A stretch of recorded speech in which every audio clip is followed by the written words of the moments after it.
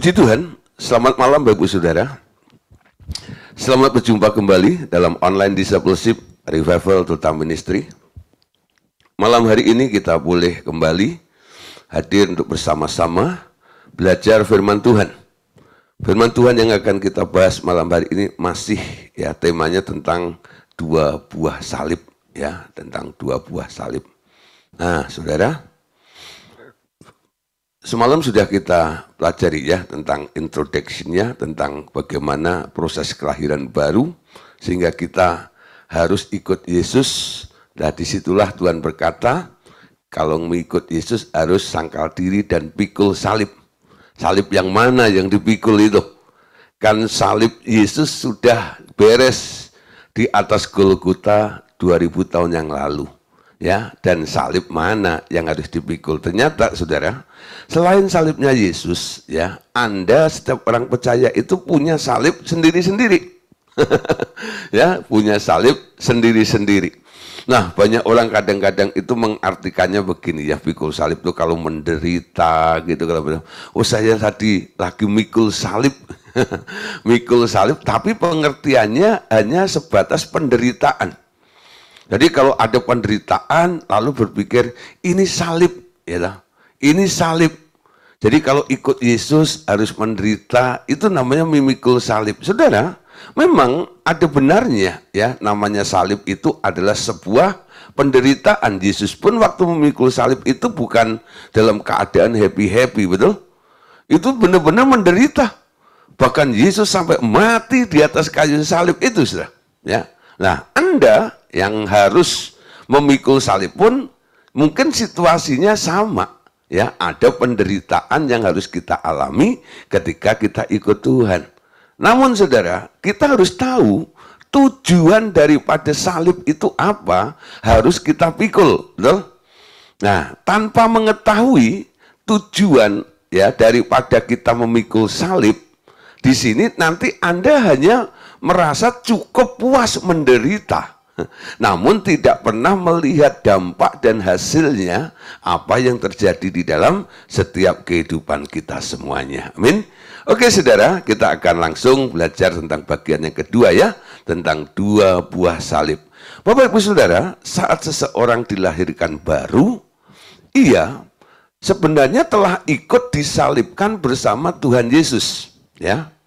Dikubur bersama Tuhan Yesus dan dibangkitkan kembali bersama Dia. Dengan pengertian itu ia dibaptiskan ke dalam nama Yesus melalui baptisan kelahiran baru yang sering kita pakai, yaitu baptisan selam, ya. Nah, saat itu kita mengakui salib Tuhan Yesus sebagai tempat penyaliban kita.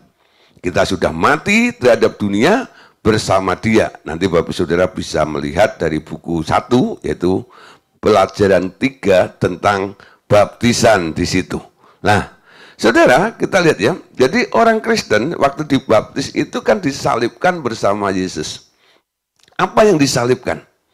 Semua duniawi Anda, keinginan duniawi Anda itu dipakukan di kayu salib seperti materi yang sudah kita bahas sebelumnya. Walaupun Anda masih diizinkan untuk beraktivitas dengan profesi masing-masing, tapi Anda tahu, semua apa yang sudah Anda lakukan, bidang apapun juga itu, sebenarnya semua sudah disalibkan, betul? Sudah disalibkan. Artinya apa? Anda tidak leluasa ada di tempat itu, ya. Anda enggak leluasa. Coba saudara Anda bayangin ya. Kalau orang digantung di atas kayu salib bisa shopping nggak? Ya nggak bisa lah, betul ya? Bisa makan kue tiaw nggak? Nggak bisa. Nggak bisa ya? Jadi orang disalib itu sebenarnya banyak satu, ya sudah dibatasi dalam segala hal. Itu artinya semua apa yang Tuhan masih izinkan Anda lakukan di muka bumi ini, tapi sudah dalam pengertian disalibkan. Artinya dikontrol penuh oleh surga, ya, oleh Tuhan, dan semua ada batasannya. Sampai satu titik Tuhan bilang apa? Lepaskan semuanya itu, lalu ikut aku 100%. Ya, tinggalkan semuanya. Biasanya, saudara, kalau sudah sampai titik panggilan itu, Tuhan mau pakai hidupmu Tuhan butuh tenagamu, Tuhan butuh juga pikiranmu, Tuhan butuh juga hatimu untuk kepentingan kerajaan surga. Nah, di situ Anda disuruh melepaskan semuanya supaya Anda bisa berbuah lebih maksimal lagi. Amin. Jadi orang dibaptis itu kan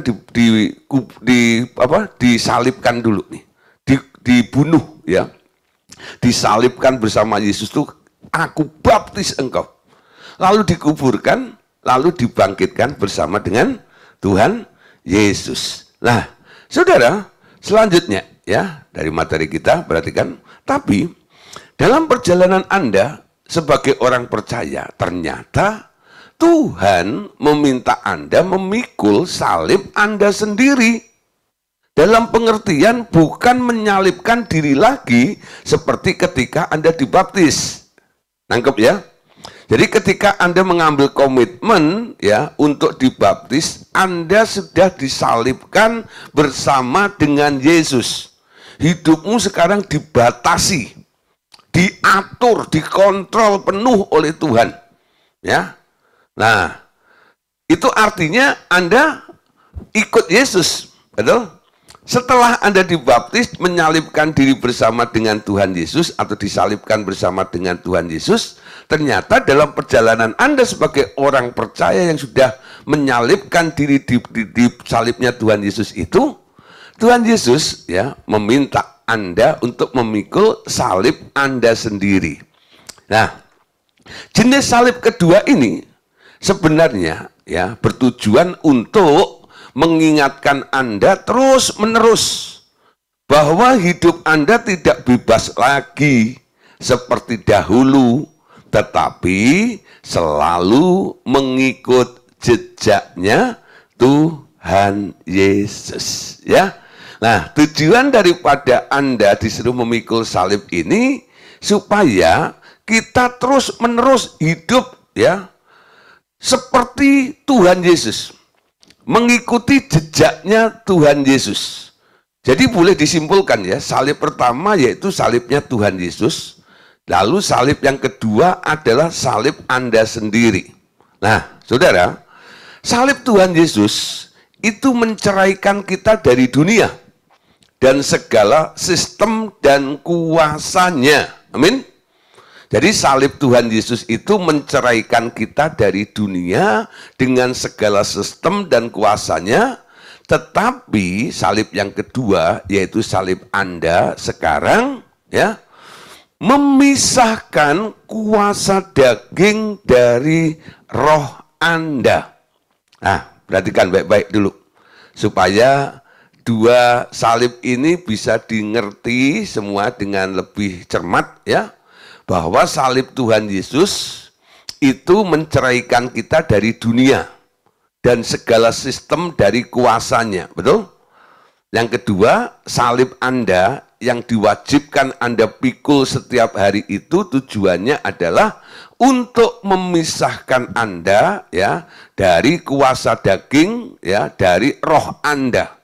Memisahkan kuasa daging dari roh Anda, sehingga tuntutan daging itu tidak terus diladenin, tapi Anda sekarang mau nurut sama Tuhan, dipimpin oleh roh, betul? Nah, pengakuan akan salib Tuhan sebagai perwakilan dari penyaliban diri Anda adalah pernyataan secara hukum, secara yuridis. Kemarin sudah kita deklarasikan ya, bahwa bidang kedokteran, bidang perdagangan, bidang apapun juga yang sedang Anda lakukan dalam bisnis pekerjaan Anda, ya sudah disalibkan secara de jure, secara yuridis, ya, secara hukum itu sudah dideklarasikan, sudah dinyatakan. Aku nyatakan, ya, sebagai bentuk pernyataan, ya. Itu Anda artinya sekarang bahwa Anda telah mati terhadap dunia ini. Memikul salib Anda sendiri adalah tindakan mematikan semua perbuatan daging, baik yang berdosa maupun yang natural, sampai sama matinya secara realita atau fakta, betul-betul mati seperti itu Tuhan, ya. Nah, saudara, dalam memikul salib yang kedua ini, Anda harus mengalami ya sampai pengertiannya sama seperti klimaksnya ketika Tuhan Yesus mati di atas kayu salib itu. Mati, benar-benar mati. Mati atas daging, lalu hidup oleh roh. Amin. Nah, kematian atas daging ini ya melalui satu tahapan ya. Tahapan dari penderitaan pada penderitaan, pengertian kepada pengertian, sampai Anda memiliki sebuah kerelaan dalam diri Anda untuk apa?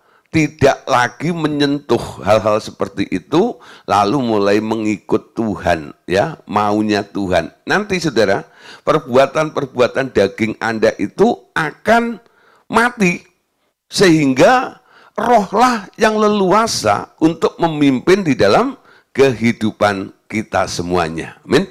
Nah, kita mati dan bangkit bersama Dia hanya dengan mengaku telah dikubur melalui baptisan air.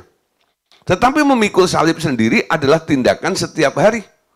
Terus menerus memeriksa apakah tiap dorongan untuk berbuat sesuatu berasal dari Roh Kudus atau dari keinginan daging sendiri.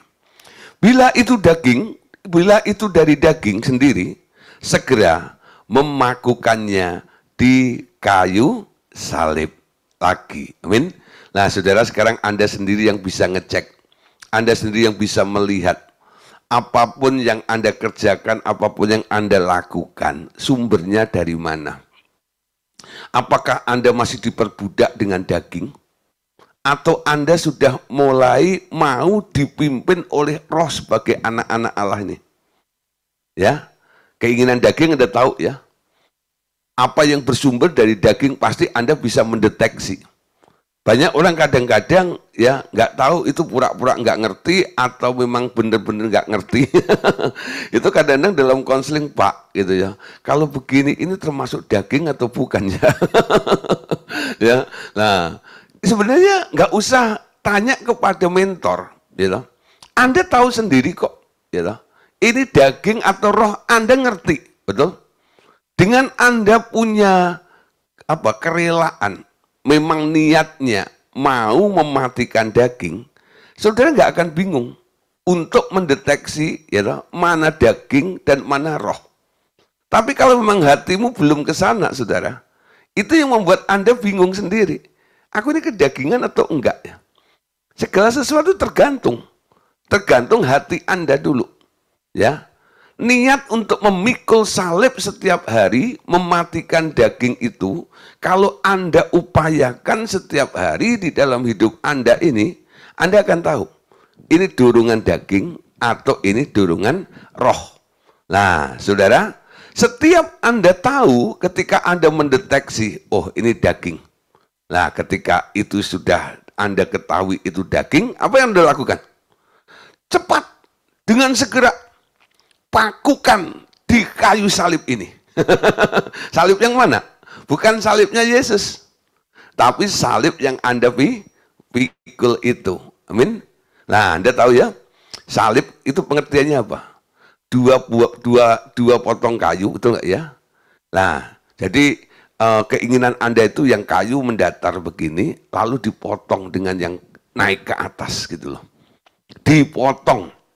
Anda punya keinginan, lalu Anda salibkan, itu artinya keinginanmu dipotong dengan keinginannya Tuhan.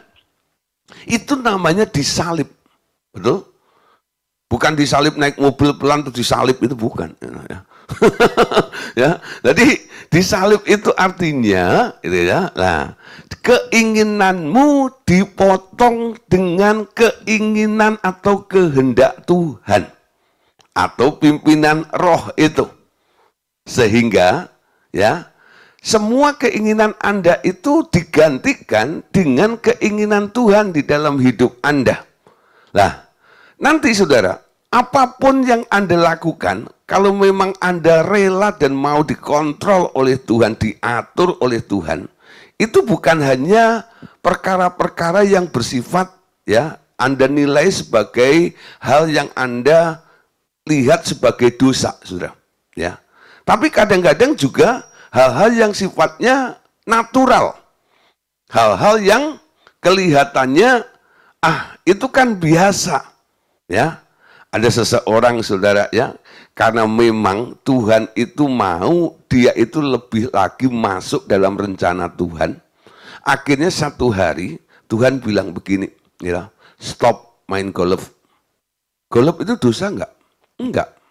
Betul enggak? Golf itu enggak dosa. Olahraga katanya. Betul? Tapi Tuhan mau, ya, dia punya waktu lebih untuk Tuhan. Ya, lalu bagian mana yang harus dipotong dan harus ditinggalkan? Ternyata satu hal yang dipilih oleh Tuhan. Tentang apa? Main golf itu. Stop main golf. Ya. Di sini bukan berarti golf itu dosa, Saudara. Bukan. Ya. Nah, nggak semua orang yang sedang main golf lalu disuruh berhenti, betul? Nah, setiap orang kadang-kadang punya salib masing-masing. Ya, apa yang sedang mengikat Anda di daerah itu kelihatannya itu sangat lengket dengan itu, ya.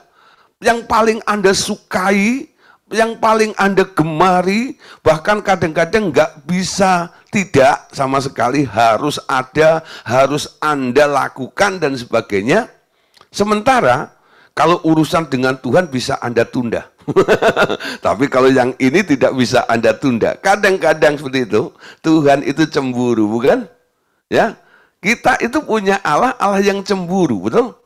Nah, dia mau number one, dia mau yang nomor satu, dia mau yang utama kadang-kadang. Dia mau diprioritaskan di dalam kehidupan kita. Nah, karena Anda punya hati lebih condong kepada perkara-perkara yang sifatnya nggak dosa, tapi ya loh, itu menghambat Anda, ya toh, atau menyaingi Tuhanmu, disitulah Tuhan bilang apa? Stop, ya, stop dan sebagainya, ya. Nah, saudara, nanti kalau ada hal-hal seperti ini terjadi dalam kehidupan Anda jangan kaget dan Anda jangan terus berpikir kan nggak dosa, ya. Tapi Tuhan itu tahu porsinya, betul? Ini kalau diteruskan seperti ini. Orang-orang seperti ini kayaknya gitu ya. Dalam pengiringan kepadaku ya, dia nggak akan mengalami satu pertumbuhan yang maksimal loh. Nggak produktif dan sebagainya. Makanya ranting-ranting yang nggak produktif itu dipotong oleh Tuhan, betul? Supaya apa? Buahnya semakin lebat. Tuhan mau supaya kita berbuah semakin lebat. Amin. Nah, saudara, lanjut ya. Kita lihat ayatnya, Roma 6, ayat 3 sampai ayat ke-7. Atau tidak tahukah kamu bahwa kita semua yang telah dibaptis dalam Kristus Yesus telah dibaptis dalam kematiannya? Dengan demikian kita telah dikuburkan bersama-sama dengan Dia melalui baptisan dalam kematian, supaya sama seperti Kristus telah dibangkitkan dari antara orang mati, oleh kemuliaan Bapa, demikian juga kita dimungkinkan hidup dalam hidup yang baru. Oleh karena kita telah menjadi satu dengan apa yang sama dengan kematiannya, maka kita juga akan menjadi satu dengan apa yang sama dengan kebangkitannya. Karena kita tahu bahwa manusia lama kita telah turut disalibkan, supaya tubuh dosa kita hilang kuasanya, agar jangan kita menghambakan diri lagi kepada dosa. Sebab siapa yang telah mati, ia telah bebas dari dosa. Amin. Nah, ayat selanjutnya. Galatia 5 ayat 24. Siapa saja yang menjadi milik Kristus Yesus, ia telah menyalibkan daging dengan segala hawa nafsu dan keinginannya. Ya, menyalibkan dagingnya untuk mau dan bisa dipimpin oleh roh akhirnya. Jadi uraian yang di atas itu dasarnya beberapa ayat ini ya. Roma 6 ayat 3 sampai 7, Galatia 5 ayat 24 ya. Nah, Galatia 2 ayat 19 sampai 20. Sebab aku telah mati oleh hukum Taurat untuk hukum Taurat, supaya aku hidup untuk Allah. Aku telah disalibkan dengan Kristus, namun aku hidup tetapi bukan lagi aku sendiri yang hidup, melainkan Kristus yang hidup di dalam aku. Hidup yang sekarang aku hidupi secara jasmani adalah hidup oleh iman dalam Anak Allah yang telah mengasihi aku dan menyerahkan dirinya untuk aku. Ya, nah saudara, dampaknya seperti ini. Hidupnya sekarang buat Tuhan, betul? Bukan untuk dirinya sendiri. Paulus katakan, namun aku hidup, tetapi bukan lagi aku yang hidup. Ya, nah, melainkan Kristus yang hidup di dalam aku. Kok bisa? Ya karena mati, karena disalibkan, sehingga bukan aku lagi sendiri yang hidup. Artinya aku ini sudah mati, ya. Lalu Kristusnya yang bangkit, yang hidup di dalam kita. Amin. Nah, Lukas 9 ayat 23. Katanya kepada mereka semua, setiap orang yang mau mengikut aku, ia harus menyangkal dirinya, memikul salibnya setiap hari, dan mengikut aku. Hal memikul salib Anda sendiri itu harus dilakukan setiap hari. Amin. Dan mulai mengikut Yesus. Jadi ada dua hal yang harus dilakukan ya. Yang pertama, pikul salib every day. Setiap hari pikul salib itu, dan setelah Anda pikul salib ini, menyalibkan keinginan daging Anda, lalu Anda mulai mengarahkan hidup Anda untuk mengikut Tuhan. Amin. Ikut maunya Tuhan, ikut arahannya Tuhan. Tidak berpikir sendiri, tidak mengambil keputusan sendiri. Segala sesuatu Anda harus minta konfirmasi dulu kepada Tuhan. Itu artinya mengikut. Ya, mengikut. Nah, saudara, orang yang memikul salib, ya, orang yang mati, ya, itu kan sering disebut orang mati itu kan kehilangan apa? Kehilangan nyawanya, betul? Ya, orang mati itu kehilangannya nyawanya. Nah, walaupun kadang-kadang orang pengertiannya nyawa dan roh itu disamakan. Sebenarnya nyawa dan roh itu hal yang berbeda, bukan? Ya. Nah, nyawa ya itu bisa hilang. Ya, ketika darah orang itu berhenti. Karena nyawa itu adanya di dalam darah. Ketika darah orang itu mengalir, ya, nyawa orang itu masih ada di situ. Alkitab sering memberikan satu istilah untuk nyawa, yaitu kata life atau hidup. Ya, ketika orang darahnya masih mengalir, ya, di situ masih dikatakan hidup, betul? Tapi ketika darahnya berhenti, nyawanya stop. Nyawanya juga berhenti, nyawanya juga hilang. Nah, saudara, orang hidup ya itu selalu identik dengan banyak keinginannya, banyak kemauannya, banyak programnya, betul? Kalau orang punya keinginan banyak, orang punya program yang luar biasa di dunia ini sangat dihargai dan bilang ini orang hidup nih. Ya, tapi kalau orang udah nggak punya keinginan, nggak punya program, kamu tuh kayak orang mati.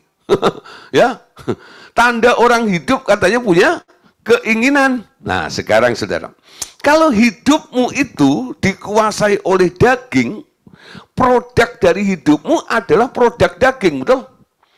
Tapi kalau hidupmu itu dikuasai atau dipimpin oleh roh, produk hidupmu adalah produknya roh, betul?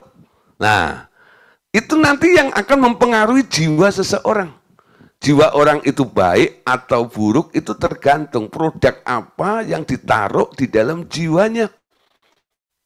Semua itu tergantung hasil dari apa yang diproduksi oleh nyawa ketika orang itu masih hidup. Amin. Nah, ternyata orang disalib itu mati. Betul? Mati itu artinya kehilangannya, kehilangan nyawa. Ya, kehilangan nyawa. Di sini kalau saya tanya nih, siapa mau kehilangan nyawa? Siapa mau kehilangan nyawa? Dead. Mati dong. Nah, nyawa yang mana sih Pak? Nah, gitu ya. Barang siapa menyayangkan nyawanya, dia akan kehilangan nyawanya, betul? Barang siapa rela mengorbankan nyawanya, dia akan mendapatkan nyawa. Loh, itu Alkitab bilang. Orang yang sayang nyawanya sendiri, dia akan kehilangan nyawanya sendiri. Tapi orang yang rela mengorbankan nyawanya, dia akan mendapatkan nyawa yang baru. Nyawa apa? Yang baru itu, nyawanya Yesus. Betul? Nyawanya Yesus. Jadi ketika Anda mematikan hidupmu dengan menyalibkan diri setiap hari, apa yang terjadi? Nyawanya Yesus semakin besar, semakin nyata di dalam kehidupan Anda. Hidupmu semakin hilang, lalu hidupnya Yesus semakin nyata. Paulus tadi katakan, hidupku bukannya aku lagi, tetapi Kristus yang ada di dalamku. Bagaimana Kristus bisa muncul di dalam diri Anda? Kalau Anda nggak mati, nggak bisa. Betul? Nah, Anda harus mati, nanti Kristus akan muncul, dan hidupmu akan mengalami satu upgrade. Anda tidak lagi berjalan dikuasai, bergerak dengan nyawamu sendiri, tapi sekarang Anda bergerak hidup dengan nyawanya Yesus. Nyawa bicara tentang keinginan, betul? Nyawa bicara tentang program. Progres dalam hidup Anda ini nanti akan terjadi menurut keinginan siapa. Kalau dirimu, keinginanmu nggak pernah dimatikan, ya programmu terlalu banyak, ya nanti hidupmu akan menghasilkan program dan keinginanmu sendiri. Tapi ketika itu Anda matikan, dan yang sekarang yang jalan adalah programnya Yesus, keinginannya Yesus, apa yang terjadi? Banyak hal yang diinginkan Yesus akan terjadi, bermanifestasi di dalam kehidupan kita semuanya. Amin.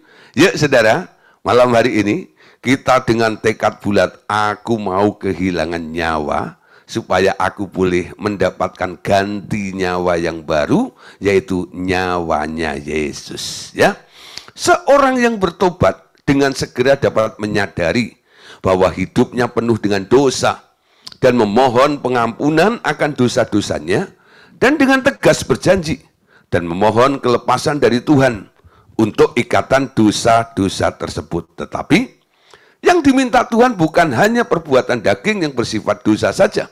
Contoh, ya, berzina, berjudi, ya, selingkuh, pelacuran, mencuri, korupsi, dusta, sombong, ya, juga ingin diakui oleh orang dan sebagainya. Ya, itu hal-hal dari perbuatan daging yang bersifat dosa, ya. Nah, namun juga perbuatan-perbuatan daging yang sifatnya natural, yang nampaknya baik-baik saja sih.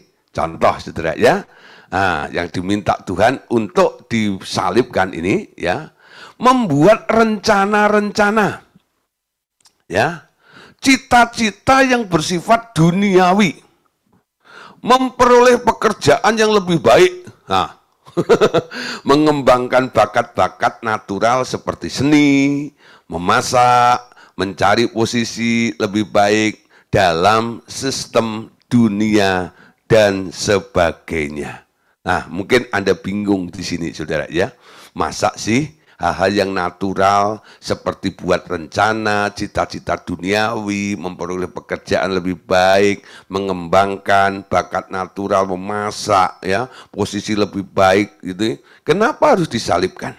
Saudara, yang sering tidak disadari itu terjadi juga dalam hidup kerohanian, ya. Seseorang mulai mencari pengetahuan Alkitab banyak-banyak, ya, mencari urapan banyak-banyak, merindukan sensasi-sensasi Roh Kudus, semua dengan motivasi untuk memuaskan dagingnya sendiri, untuk menyenangkan hati sendiri, bukan untuk menyenangkan hatinya Tuhan. Saudara, kita perhatikan, ya, hal yang bersifat dosa, ya, ini jelas yang diuntungkan adalah daging Anda, betul? Ya, nah ini semua kesenangan-kesenangan yang dinikmati oleh daging Anda.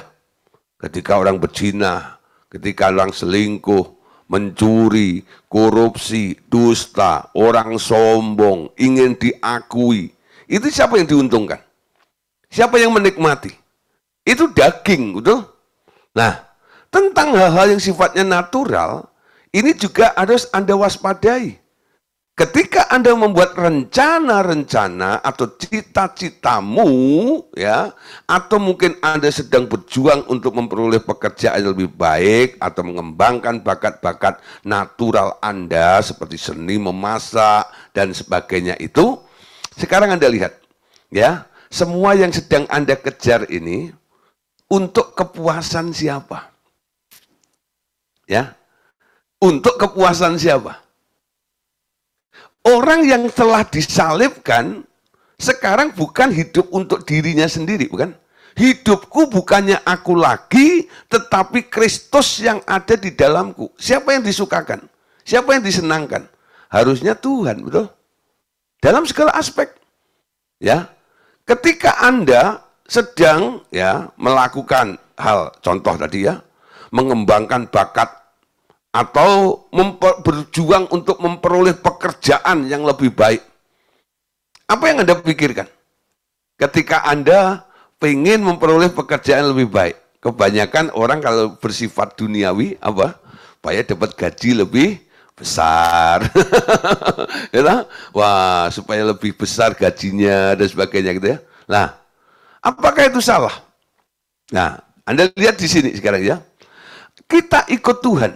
Saudara, hidup kita ini sekarang diatur oleh Tuhan, dipimpin oleh Tuhan. Saudara, kalau Tuhan mau membuat Anda kaya, Anda berhasil, Anda bisa dibawa oleh Tuhan ke tempat itu. Jangan takut. Rencana Tuhan itu jauh lebih indah, jauh lebih mulia daripada apa yang bisa Anda kerjakan sendiri, saudara. Ya, coba Anda belajar. Dipimpin oleh Tuhan, bergantung kepada Tuhan. Saya sering katakan pada beberapa orang yang sedang punya cita-cita luar biasa. Bahkan sedang menggantungkan cita-citanya setinggi langit. Ya, waduh gitu ya. Makanya tiap hari lagunya, ku pandang langit penuh bintang bertaburan. Yang dipandang siapa? Langit. Gitu. Dengan bintang-bintangnya. Tujuannya apa? Dia mau menaruh cita-citanya, saudara, sampai di langit itu, dekat sana ya, di langit itu dekat bintang-bintang itu. Nah, kenapa harus begitu? Iyalah, kalau cita-citanya ada di langit, dekat bintang-bintang, kalau jatuh, jatuhnya ke bintang. Wih, gitu ya, waduh gitu ya. Nah, cita-cita yang besar, cita-cita yang hebat. Nah, saudara, Pak, kalau nggak boleh menggantungkan cita-cita setinggi langit, Pak, ya lah. Lalu cita-cita kita bagaimana? Cita-citamu sekarang taruh di pusat kehendak Tuhan, di hatinya Tuhan, betul? Dengan tujuan cuma satu, Tuhan, dimanapun Engkau panggil saya, pekerjaan apapun yang akan Kau berikan kepada saya, cuma satu hal. Ketika aku ada di tempat itu, melakukan sesuatu, Engkau disenangkan, Engkau disukakan, Engkau dimuliakan. Betul? Tujuannya cuma satu. Setiap apa yang Anda lakukan, Anda menghasilkan buah, buahmu lebat. Alkitab mengatakan apa? Supaya nama Tuhan dimuliakan, betul? Hendaklah kamu berbuah lebat, supaya Bapa dimuliakan. Nah, jadi keberhasilan Anda itu bukan untuk kehebatan Anda. Kalau Anda jadi hebat, Anda jadi kaya, Anda jadi sukses, Anda jadi berhasil, ya, itu cuma satu tujuannya. Apa? Di semuanya itu, nama Tuhan dimuliakan. Amin. Nah, memuliakan Tuhan itu beda dengan memuji Tuhan, bukan? Kemarin sudah saya bahas ya. Memuji Tuhan itu Anda nyanyi, ya. Soraklah haleluya, oh soraklah haleluya. Haleluya. Wow. Nyanyi, ya. Nah. Tapi saudara, Memuliakan Tuhan itu dengan perbuatan Anda. Dari kehidupan Anda. Apakah hidupmu itu memuliakan Tuhan atau tidak? Ketika hidupmu tidak memuliakan Tuhan, berarti Anda masih berjalan. Ya, arahnya salah. Dan itu harus dipotong setiap hari dengan kehendak Tuhan. Anda harus rajin nanya, Tuhan, ya, apa yang Engkau maui? Apa yang Engkau kehendaki? Ya, ada beberapa orang tanya, Pak, saya kerja begini boleh atau enggak? Ya, nah sekarang tanya Tuhan. Kalau Tuhan bilang apa? Kalau Tuhan bilang, silahkan, Anda lanjutkan pekerjaan itu. Kalau Tuhan bilang, stop, Anda stop. Ya, ikutin maunya Tuhan saja. Ya, kalau Tuhan suruh pindah profesi, ya Anda pindah. Tapi, ya, nah kalau udah mulai tapi, itu ada sesuatu kan. Tapi nanti gimana? Ada kekhawatiran. Kekhawatiran itu sebenarnya manifestasi dari dagingmu. Daging itu selalu muncul gitu loh, kekhawatiran itu. Nah, cara mendeteksi seperti itu. Kalau disuruh pindah sama Tuhan, ya, pindah profesi, ya, pindah jualan dagangnya apa gitu oleh Tuhan, jangan jualan ini, jual yang ini saja, gitu ya. Ah, tapi gitu ya. Nah, khawatir bukan? Kalau sudah khawatir situ, itu pasti bunyinya daging, manifestasinya dagingmu. Ya. Kalau roh itu selalu ada damai sejahtera. Ketika Tuhan bilang, ada damai sejahtera. Terima kasih Tuhan. Nah, nanti Anda lihat, di tempat yang baru, dalam pekerjaan yang baru, mungkin gajinya nggak lebih besar dari yang lama. Tapi di situ Anda akan melihat, oh ternyata tujuannya itu aku dipindahkan ke sini. Ternyata banyak orang sekarang, banyak yang nanya tentang hal kerohanian kepada saya. Kayaknya saya jadi pendeta nih di sini. Saya jadi konselor nih di sini. Banyak orang yang minta dinasehati. Ternyata di sini banyak orang yang saya doain, betul? Oh, tujuan Tuhan itu seperti ini dong. Nah, saudara, Anda tahu buahnya apa? Bukan duit. Buahnya adalah jiwa-jiwa. Dan di sini Anda akan semakin mengerti. Ya, di tempat yang lama, buahnya duit. Tapi jiwanya nggak dapat. Tapi di tempat yang baru, duitnya dapat, walaupun nggak terlalu banyak, tapi jiwanya dapat juga. Nah, saudara di sini perlu ya, tapi harus hati-hati dalam memutuskannya. Jangan emosi. Kadang-kadang orang dengar seperti ini, lalu menarik diri ya, karena idealis. Ya, wah, supaya kelihatan rohani. Wah, baru kelihatan, ya. Walaupun kelihatannya rohani, tapi kalau Anda di tempat itu nggak disuruh oleh Tuhan, itu pun juga kedagingan. Bisa loh. Orang pindah dari pekerjaan sekuler, lalu terjun dalam pelayanan, belum tentu itu dia sedang memikul salib setiap hari. Belum tentu. Kadang-kadang emosinya. Nangkep ya? Ada berapa banyak orang jadi korban di sini? Karena apa? Orang pikir kalau orang pindah dari sekuler terus jadi pelayanan rohani, lalu cepat-cepat didukung. Oh betul. Tanpa disuruh nanya Tuhan dulu.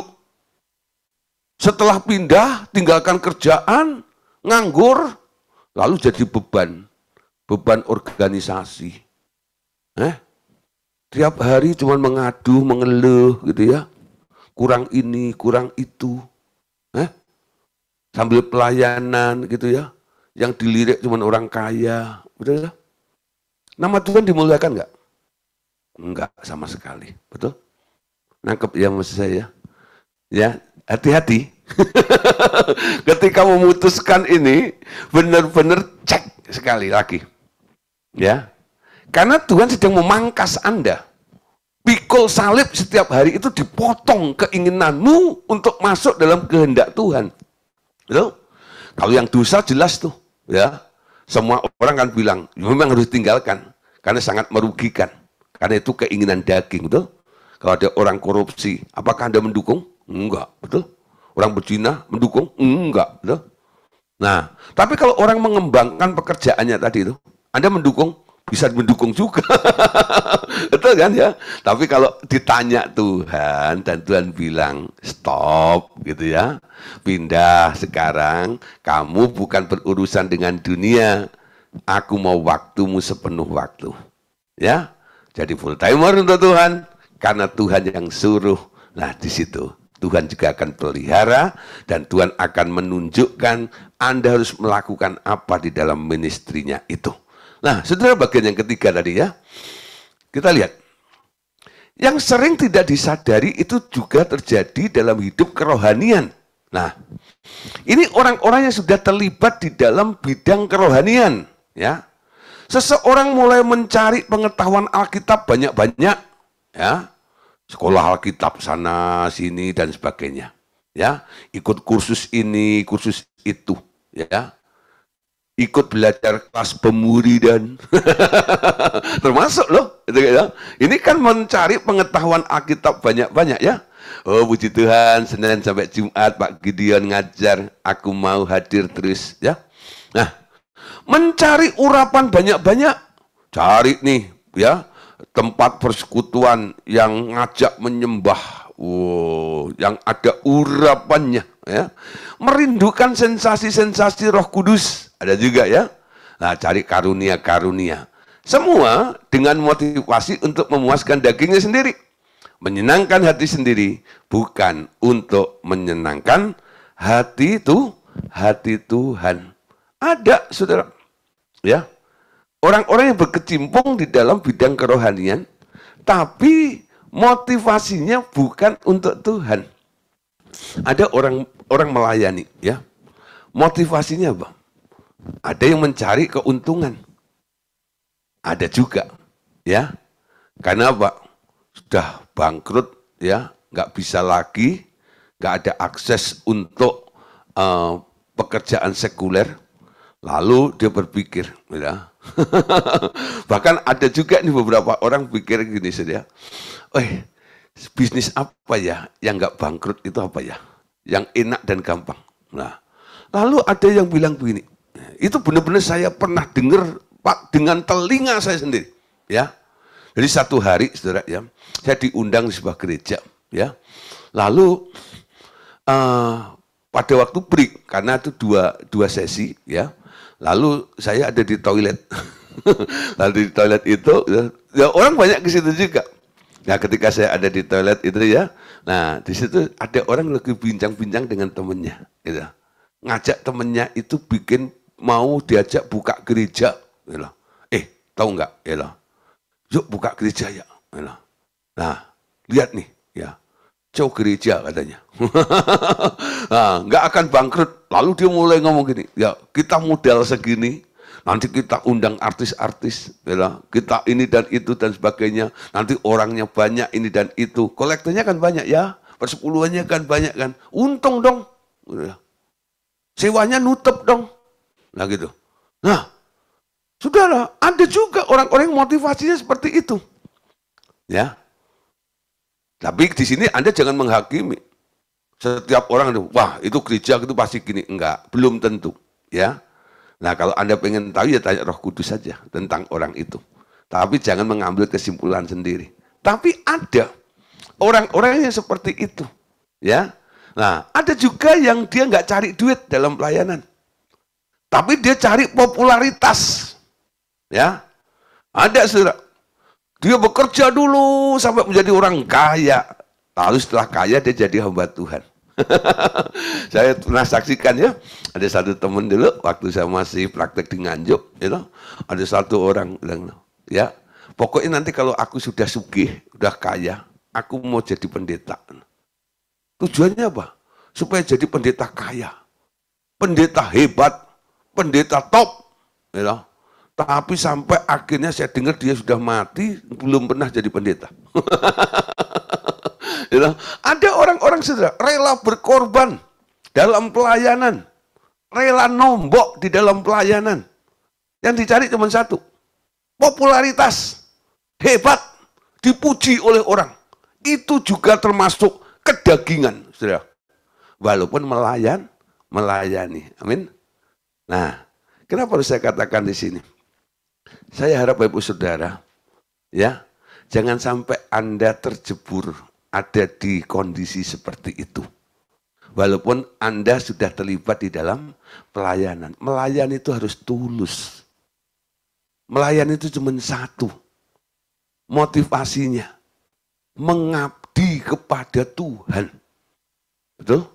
Kenapa Anda harus mengabdi? Karena Anda telah diselamatkan, karena Anda sudah ditebus oleh Tuhan. Itulah yang saya lakukan sampai hari ini. Pengabdian. Ya, mengabdi kepada Tuhan. Kalau orang tanya sama saya, Pak Gideon, kenapa Pak Gideon melayani Tuhan? Ya, karena saya harus bersyukur, saya diselamatkan, saya diangkat oleh Tuhan, saya harus melayani Dia. Ini pengabdian saya kepada Tuhan. Ya, nah, saudara, dibekali dengan motivasi seperti ini, paling tidak, saudara, ini menjaga, ya, supaya apa? Motivasimu itu nggak melenceng. Keinginan daging itu nggak dipuaskan di dalam pelayanan. Sampai hari ini, saudara, dulu saya coba juga nih, mengejar, pernah motivasi mengejar keuntungan juga pernah sih. Sebelum saya kenal dengan RTM, dulu saya pikir, karena saya tidak kerja sekuler, pelayanan itu saya anggap pekerjaan. Sehingga saya rajin cari jiwa, ngumpulin jiwa-jiwa. Tujuannya apa? Ya tadi, rajin pelayanan. Tujuannya apa? Amplopnya. Oh, semakin tebal semakin ditempel. Wah, saudara, ya. Nah, dikikis habis oleh Tuhan, ya. Tapi ada satu lagi yang muncul dalam pikiran saya. Oke, tidak cari duit dalam pelayanan, tapi paling enggak jadi hamba Tuhan terkenal dong, gitu ya. Nah, makanya saya dulu suka sekali itu dengan kegiatan pujian penyembahan itu ya, dengan manifestasi urapan-urapan yang luar biasa. Supaya apa? Orang melihat, oh, kalau didoain, ditengking sama Pak Gideon itu langsung bermanifestasi. Artinya apa? Itu urapannya kenceng. Wah, lalu boleh diceritakan kemana-mana. Tuh tahu nggak itu, ya? Kalau kamu didoain sama dia itu, wow gitu-gitu loh. Wah, saudara, ya waktu dengar ada orang menceritakan seperti itu, ada rasa bangga, betul. Nah, Tuhan kikis lagi. Itu daging tahu, ya. Nah, lalu diingatkan apa yang dilakukan oleh Yesus, kan ikut Yesus kan? Yesus bilang, aku tidak perlu hormat dari manusia, betul? Nggak boleh mencari penghormatan seperti itu. Lalu Tuhan bilang, ngajarin murid-muridnya, kalau kamu sudah selesai pelayanan, ya katakan, kami ini adalah hamba yang tidak berguna, betul? Yang hanya melakukan apa yang dia perintahkan. Udah selesai, nggak ada yang dibanggakan lagi, saudara, betul? Nah, siapa saudara yang pernah habis pelayanan itu terus tanya, gimana tadi? Gimana tadi? Gimana tadi? Tadi doa saya gimana? Wah, lalu Pak Among cerita, tadi benar Pak Gideon ya, tadi waktu ditumpangin tangan gitu, tadi gini. Wah, waktu ada yang komentar kira-kira seperti itu, hatimu gimana? Berbunga-bunga atau gimana? Ya, nah, saudara, sekarang saudara, itu semua karena Tuhan, betul? Kita kembalikan kepada Tuhan. Kalau Anda sudah bilang hebat kan, nah, ini sudah nih. Daging lagi, sudah. Gak ada orang hebat, betul? Saya selalu katakan di RTM itu gak ada orang hebat. Yang ada adalah orang yang nurut sama Tuhan. Ya, jangan pernah mempromosikan kami, hamba-hamba Tuhan, pengajar-pengajar di RTM, sebagai orang hebat. Gak ada yang hebat, betul? Kalau kami bisa. Semua karena Tuhan. Semua karena anugerahnya. Amin. Saya bisa ngajar seperti ini. Dapat hikmat seperti ini. Bukan karena pintar. Karena Tuhan. Betul. Kadang-kadang waktu ini nggak pernah kepikir kebesit, ya terbesit seperti apa ya, mau ngomong apa, nggak pernah. Ketika menyampaikan seperti ini, hikmat Tuhan mengalir. Gitu ya. Nah, ada orang tanya, Pak, kok Bapak bisa mikir seperti itu? Ya mboh, aku juga sendiri nggak pernah mikir begitu. Tahu-tahu muncul saja. Nah, bukan karena saya bisa mikir, tapi Tuhan yang menyatakan hikmatnya. Saya hanya corongnya, menyampaikan kepada Anda. Apa yang dibanggakan? Nggak ada, bukan? Yang dibanggakan yang memberi inspirasi dong. Semua karena Tuhan. Supaya apa? Pelayananmu bukan pelayanan kedagingan. Amin. Daging itu harus disalibkan setiap hari. Amin. Ayo saudara, mulai ya pembersihan daging sebesar-besarnya. Amin. Nah, saudara, ya, yang terpenting ini loh, menyenangkan Tuhan, betul?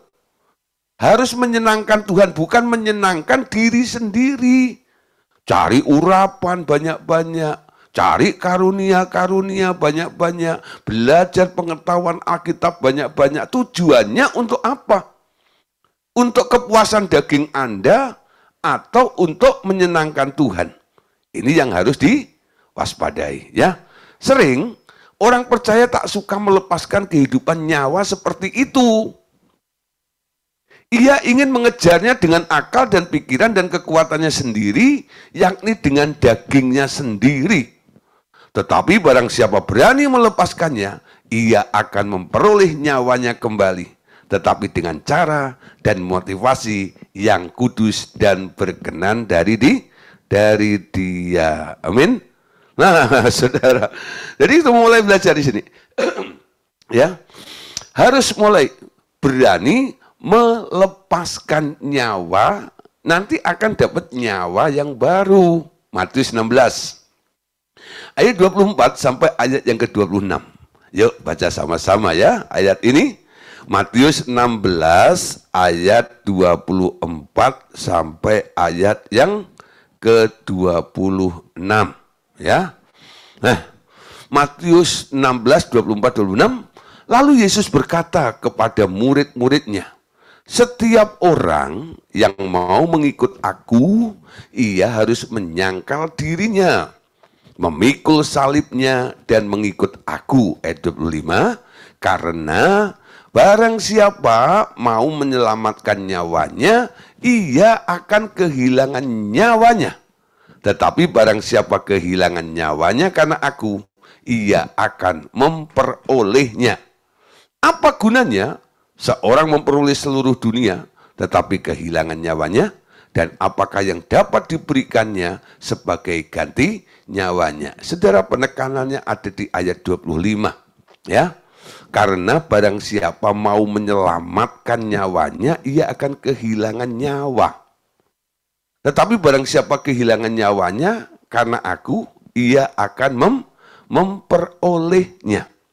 Jadi melepaskan semua apa yang menjadi keinginan, motivasi, ya, tujuan hidup Anda, cita-cita Anda, ya, Anda akan memperoleh hal yang lebih indah yang dari Tuhan asalnya. Tapi kalau Anda mempertahankan keinginanmu sendiri, ya, lalu Anda membuat program-program sendiri, mengembangkan cita-citamu sendiri, Anda nanti akan kehilangan nyawa itu sendiri. Ya, kenapa? Karena daging itu nggak ada yang abadi. Roh itulah yang akan membawa kita kepada satu kehidupan yang memiliki satu hidup yang kekal nantinya. Nah, saudara, malam hari ini ya, kita akan lihat apa perbedaan antara Roh Kudus ya dan keinginan daging itu apa. Nah, di sini. Bila seseorang mulai berdoa, meminta Roh Kudus menolongnya membuang hal-hal yang dari daging di dalam dirinya, Ia akan menunjukkan kepada Anda setiap perbuatan daging yang ada di dalam Anda. Ya, ini cara untuk mengetahui, baik itu untuk diri Anda sendiri maupun untuk orang-orang di sekitar Anda. Apakah Anda sedang kedagingan, ya, atau orang di sekitar Anda itu sedang kedagingan? Caranya apa? Berdoa, minta Roh Kudus. Ya, minta Roh Kudus, ya, khususnya untuk diri Anda, ya. Minta Roh Kudus setiap hari untuk membongkar, untuk membuang semua hal-hal yang bersifat daging dari dalam hidup Anda. Nanti Roh Kudus akan menunjukkan apakah Anda sedang kedagingan atau tidak, saudara. Ya, mungkin saat Anda berdoa itu Anda melihat keadaan mungkin sedang baik-baik saja, saudara.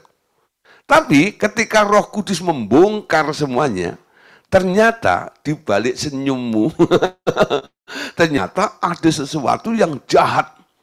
Ada sesuatu hal yang buruk, sehingga Roh Kudus memunculkannya. Itu jadi, ya. Nah, saudara, contoh ya, perbuatan-perbuatan jahat itu apa saja? Ya, daging itu, ada pemarah ya, sombong, harga diri, motivasi jahat, rakus, pencemooh, pemalas, pikiran cabul, iri hati, mudah kecewa, tinggi hati, dan sebagainya. Satu persatu akan keluar lagi, walaupun mungkin Anda sudah lama meninggalkannya ketika Anda bertobat. Nah, sifat-sifat itu akan muncul lagi berturut-turut dalam diri Anda. Itu perbuatan Roh Kudus dengan maksud supaya Anda tahu bahwa roh-roh semacam itu masih ada pada Anda untuk bertobat, meminta ampun, dan kemudian bersama Roh Kudus mengusir keluar roh-roh yang mengendalikan sifat-sifat tersebut. Ya, nah ini terjadi seringkali. Anda akan mengalami pelepasan sendiri, ya, dengan gejala mual, pusing, disertai perasaan tubuh yang lemas berturut-turut untuk beberapa hari lamanya. Pelayanan pelepasan dengan bantuan orang lain pun dapat mempercepat proses ini tentunya. Ya, nah saudara, ketika kita minta untuk Roh Kudus, ya, menunjukkan tentang hal-hal yang masih kedagingan di dalam diri Anda, nanti Roh Kudus kadang-kadang memunculkan dalam kehidupan kita ini, ya. Karena kadang-kadang kita nggak menyadari. Semua itu kadang-kadang roh itu ngendep di bawah, saudara. Ya, di bawah alam sadar kita ini. Ya, ketika ada kesempatan untuk muncul, dia bisa muncul. Lalu Anda kadang-kadang kaget, loh, aku kok masih marah ya? Aku kok masih sombong ya? Dan sebagainya. Itu dari mana? Nah, ini datangnya bukan dari luar, saudara, bukan. Itu sebenarnya roh yang masih ada di dalam diri Anda. Mungkin itu hal-hal yang Anda produksi sebelum Anda bertobat.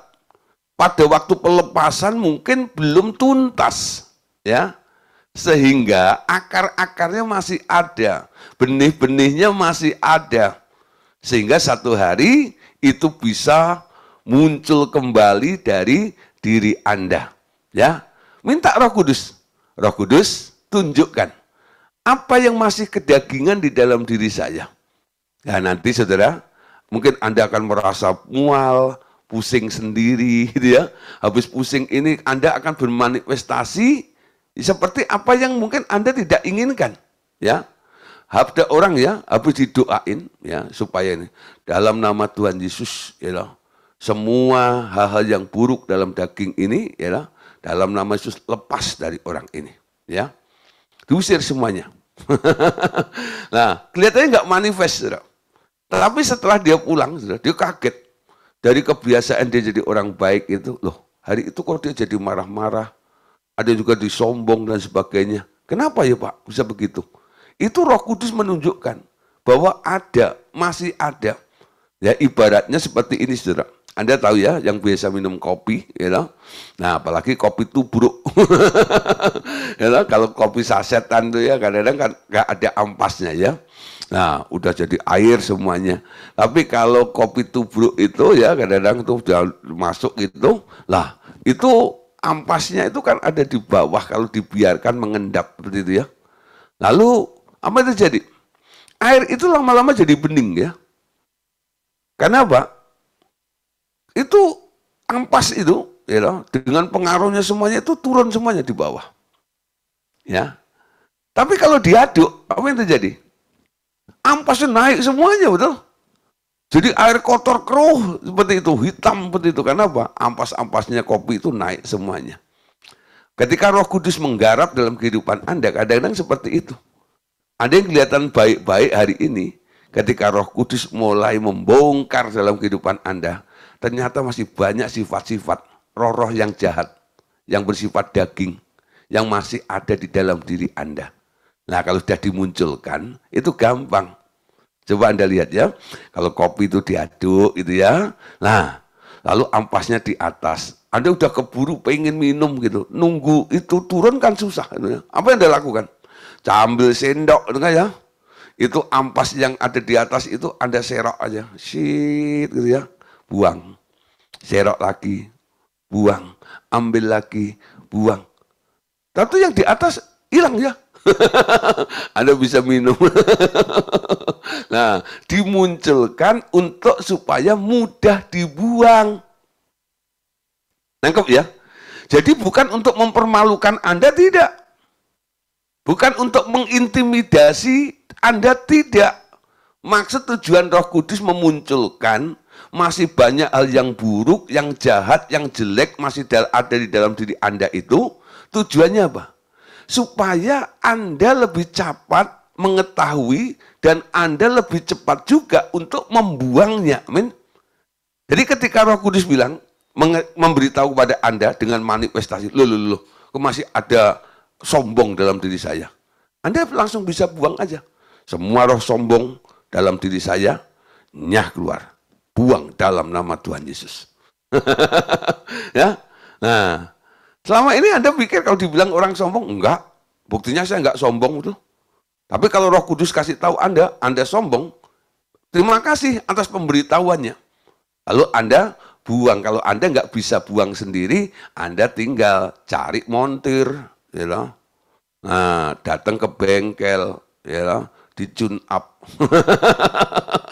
Pak, hari-hari ini kok Pak ya, ketika saya minta Roh Kudus itu untuk membongkar semua yang ada di dalam diri saya, aneh Pak ya. Saya itu udah lama Pak, jadi orang rendah hati. Kok saya berubah jadi orang sombong Pak ya? Kenapa ya Pak? Wah, itu Roh Kudus menunjukkan bahwa masih ada roh kesombongan dalam dirimu. Sini nih, ya. Nah, itu nanti apa? Konselor atau orang yang melayani itu tinggal gampang ya. Sini, roh sombongnya keluar dari dirimu. Sapu habis. Ya, lepas keluar dalam nama Yesus. Nanti kadang-kadang Roh Kudus juga memberikan hikmatnya, ya. Kenapa dia dulu jadi sombong? Akarnya apa?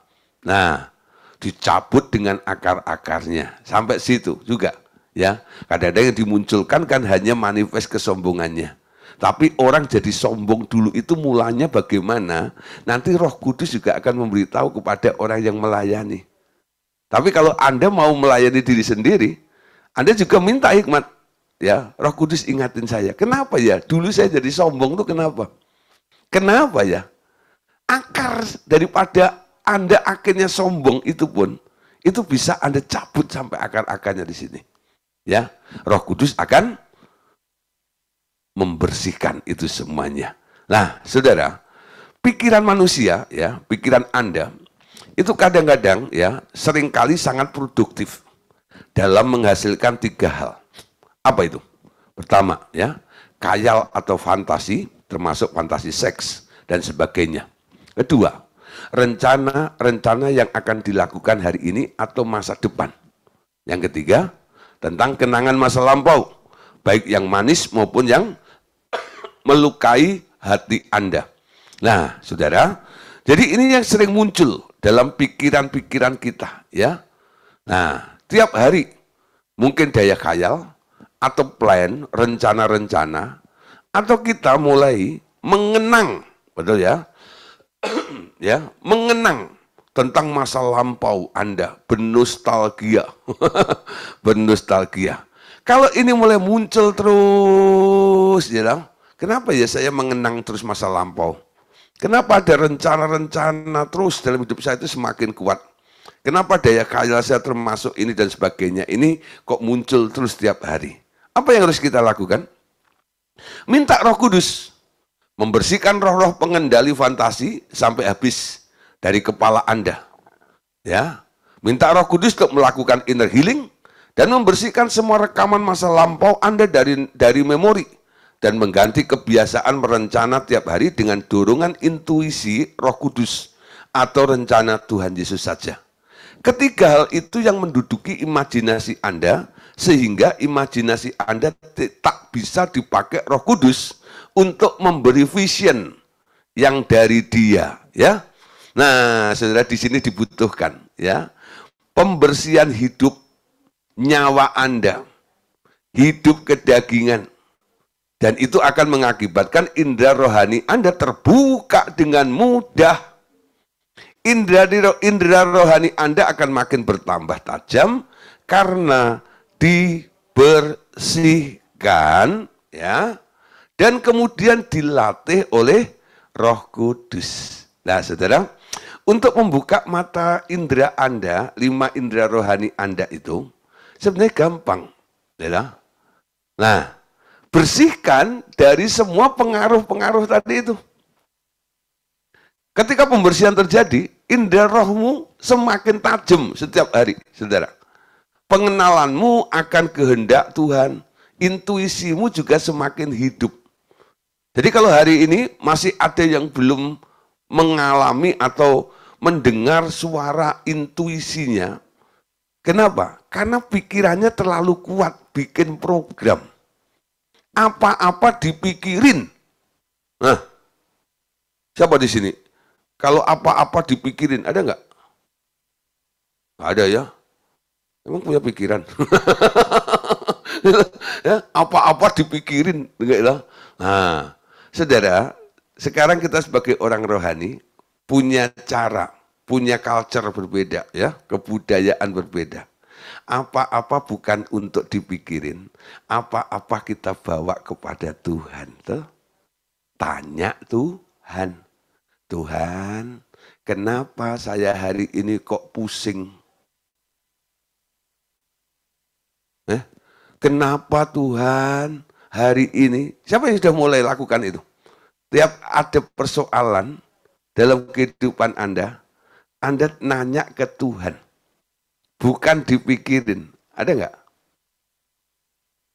Nah, yang belum bisa pasti ini makhluk pemikir namanya. Makhluk pemikir ya. Kenapa ya? Kenapa ya? Tadi salah makan apa ya? Oh gitu ya. Nah, walaupun benar mungkin ya jawabannya adalah Anda salah makan apa nih sampai terjadi seperti itu. Tapi kalau Anda tanya Roh Kudus akan jawab juga hal yang sama, betul? Kamu mengalami seperti ini karena ini. Nah, saudara, Anda menemukan penyebabnya bukan karena Anda berpikir. Tapi Anda menemukan penyebabnya karena Anda nanya sama Tuhan. Amin. Anda nanya Tuhan, bila hati terbeban berat. Ya. Terus? Gimana? Saya bukan lupa, enggak. Ada yang senyum dipikir lupa. Emang saya suka lupa? Enggak. Saya enggak lupa. Saya tanya itu benar-benar. Bila hati berbeban berat, ku datang Yesus, datang pada Yesus, ya.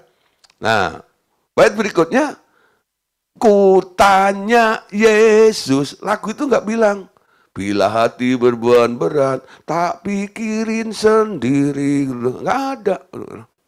Ya. Suruh tanya. Betul?